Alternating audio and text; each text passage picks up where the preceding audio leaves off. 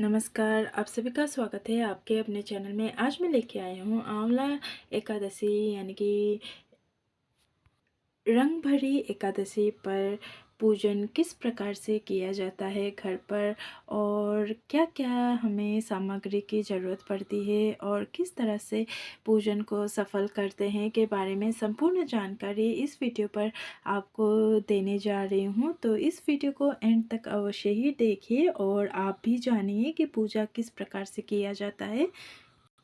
तो चलिए शुरू करें। एक मैंने चौकी ले लिया है, उसके ऊपर मैंने पीला वस्त्र बिछा लिया है। इसके बाद हमें तिल का आसन लेना है, क्योंकि आज के दिन तिल का ही व्यवहार किया जाता है, इसलिए तिल का थोड़ा-सा आपको आसन देना है। और थोड़ा-सा तिल आपको गणेश भगवान के लिए भी आसन देना है। इस प्रकार से आपको आसन देना है गणेश भगवान के लिए। अब हम विष्णु भगवान को विराजमान कराएंगे। इस तरह से हम विष्णु भगवान जी को विराजमान कराएंगे। आपके पास मूर्ति है तो मूर्ति को भी स्नान करा सकते हैं, फ़ोटो है तो स्नान का भाव कराएंगे हम। और गणेश भगवान को भी विराजमान कराएंगे। यदि आपके पास गणेश भगवान नहीं है तो सुपारी को भी विराजमान करा सकते हैं।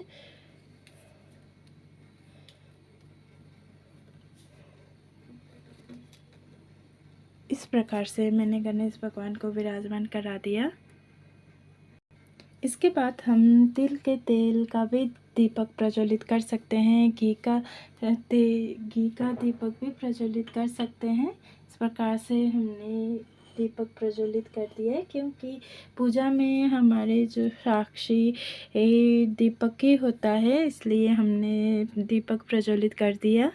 साथ ही हम कलश का स्थापना करेंगे। थोड़ा सा हमें तिल की आवश्यकता होती है और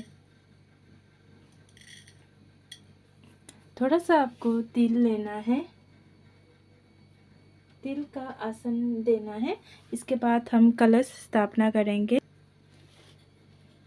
आप कोई भी कलश ले सकते हैं। इस प्रकार से हम कलश रख देंगे, यानी कि लोटा रख देंगे। लोटे के कंठ में आपको रोली बांधनी होगी, मोली बांधनी होगी, रोली का तिलक करना होगा। कलश के अंदर डालने के लिए आपको एक सुपारी लेनी होगी, इलायची, लौंग, 1 रुपये का सिक्का और हल्दी गांठ आपको लेनी होगी। इस तरह से आपको कलश में डालनी होगी और आपको एक बतासे भी लेना होगा। इस प्रकार से आपको डालनी है। अब इसके ऊपर आपको 5 आम के पत्ते या फिर आपको अशोका के पत्ते भी आप लगा सकते हैं। आपके पास जो भी अवेलेबल हो वो आप रख सकते हैं। इस तरह से मैंने आम के पत्ते लिए हैं। आपके पास कोई भी हो, आम का पत्ता हो या आंवले का पत्ता, आंवला नहीं सॉरी अशोका के पत्ते हो, वो आप रख सकते हैं। अब हमें इसके ऊपर एक पात्र रखना होगा। इस तरह से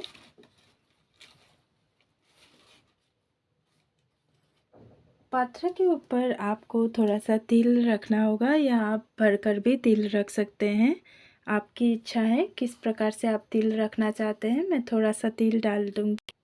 ये देखिए, थोड़ा सा अब हम तिल इसके अंदर डाल देंगे।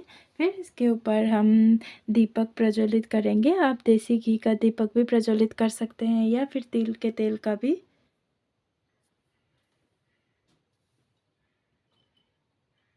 इस प्रकार से हमने दीपक प्रज्वलित कर कर रख दिया है।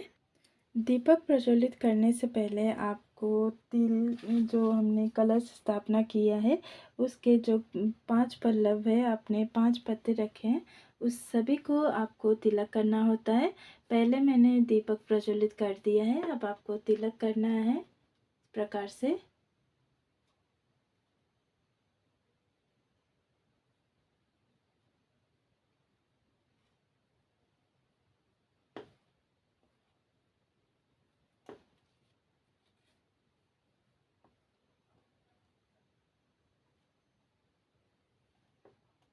सभी पे आपको तिलक करना है।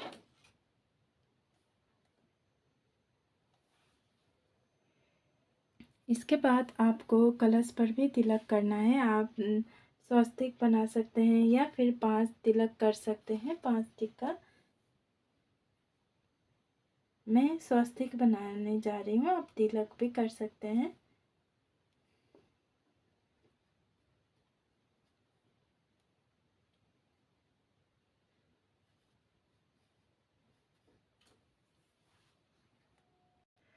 सभी देवी देवता हमारे कलश में विराजमान होते हैं, इसलिए सभी देवी देवता को निमंत्रण करेंगे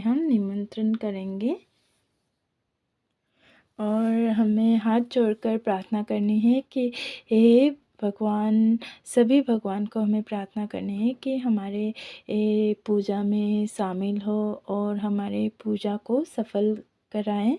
इस प्रकार से हम प्रार्थना करेंगे। अब हमें 1 लोटा जल लेना है और इसके बाद हम स्नान भाव से गणेश जी को स्नान कराएंगे। सबसे पहले 4 बार पानी का छींटा करते हुए आपको स्नान भाव से स्नान कराना है गणेश जी को। अब विष्णु भगवान को स्नान भाव से जल का छींटा करेंगे इस प्रकार से, और सभी देवी देवताओं को आप स्मरण करते हुए जल का छींटा देते हुए स्नान भाव से स्नान कराए। तस्वीर में सब जो भी है, जितने भी देवी देवता हैं उनको स्नान कराइए इस प्रकार से। और इसके बाद आपके पास आंवले का वृक्ष है, आंवले का पौधा है, तो आंवले के पौधे को सींचिए, पानी डालिए। आपके पास पौधा है तो आपने जल सींच लिया, तो उसके बाद अब हम गणेश जी को वस्त्र रूपी मोली अर्पित करेंगे। आपके पास जनेऊ है तो जनेऊ भी आप अर्पित कर सकते हैं इस प्रकार से। आपके पास दुर्वा घास है तो गणेश जी को दुर्वा घास अवश्य ही अर्पित कीजिएगा इस तरह से। इस प्रकार से हम दुर्वा घास अर्पित करेंगे। अगर आपके पास फूल है तो गणेश जी को फूल अवश्य ही चढ़ाइएगा। कोई भी फूल हो आप चढ़ा सकते हैं। गुड़हल का फूल है तो आप अर्पित कर सकते हैं, और लाल फूल है तो आप अर्पित कर सकते हैं। अब आपको जनेऊ है तो जनेऊ अर्पित कीजिए विष्णु भगवान को, नहीं तो वस्त्र रूपी कलावा मोली अर्पित कर सकते हैं। हम मोली अर्पित करेंगे, देखिए।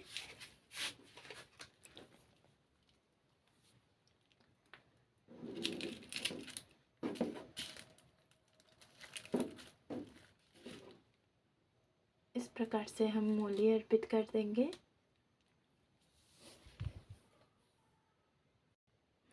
और गणेश जी को भी तिलक करेंगे हम पहले।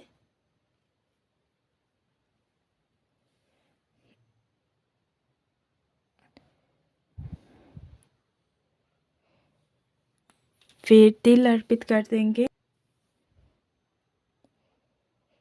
और इसके बाद हम विष्णु भगवान को तिलक करेंगे चंदन से।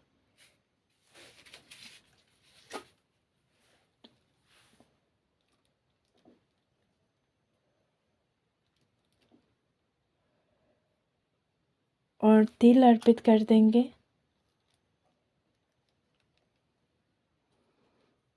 और जितने भी तस्वीर में देवी देवता हैं सभी को ही हम तिलक करेंगे, तिल अर्पित करेंगे।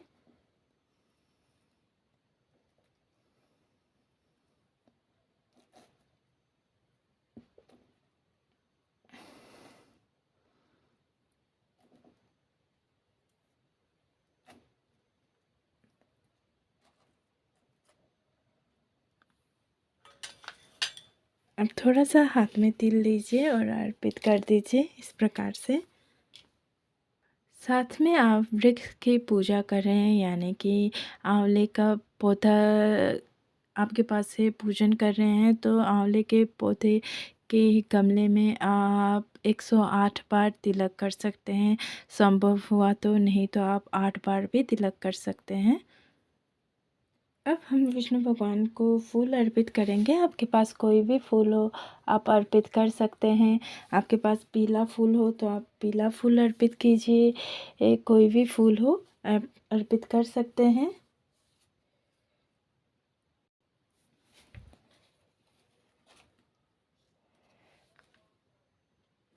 अब हम दीपक में भी फूल चढ़ाएंगे।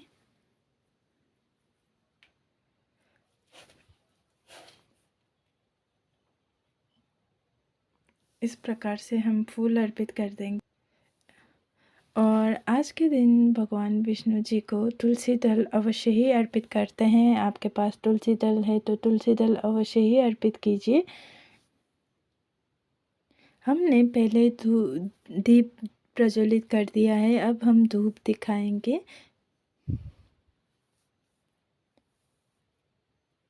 इस प्रकार से आपको धूप दिखाना है। इस प्रकार से हमने धूप दिखा दिया है। अब गणेश भगवान को हम भोग अर्पित करेंगे। गणेश भगवान जी के जो भोग प्रसाद में तुलसी दल नहीं डाला जाता, और विष्णु भगवान के लिए भोग आप पीला लड्डू या पीला चीज़ कोई भी आपने बनाया है वो अर्पित कर सकते हैं। इस प्रकार से हम विष्णु भगवान जी को भोग अर्पित करेंगे। भोग में हमें तुलसी दल डालना अवश्य डालना होता है, अनिवार्य होता है, इसलिए हम तुलसी दल डाल देंगे।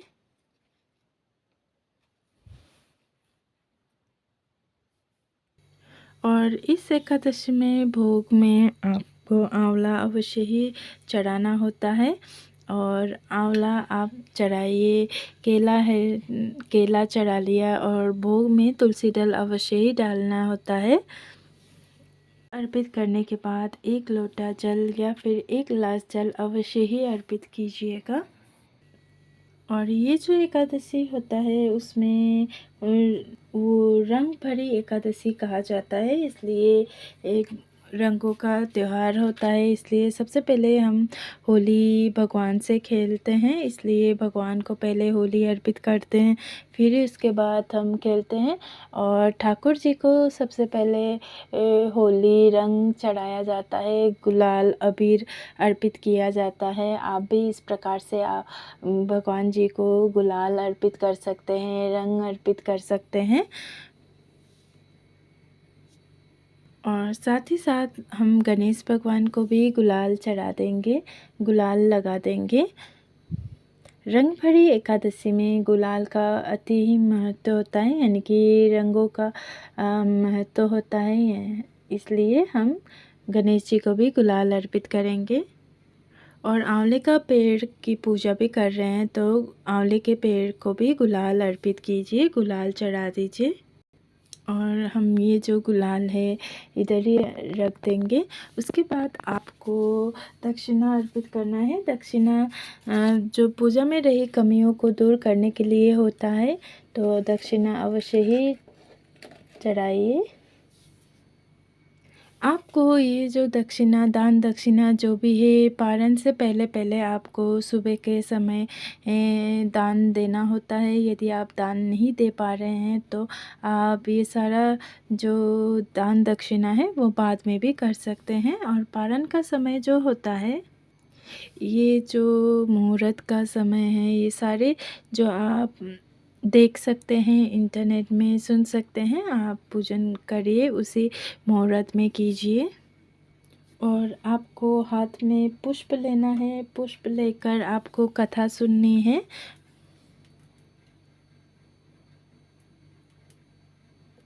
ये देखिए मेरे दीपक में, देखिए ये देखिए फूल बना हुआ है, बहुत ही अच्छा होता है, बहुत ही शुभ माना जाता है दीपक में फूल बनना। देखिए किस तरह से फूल बना हुआ है। और कथा सुनने के बाद आपको जो ये पुष्प है वो भगवान जी के चरणों में अर्पित करना है।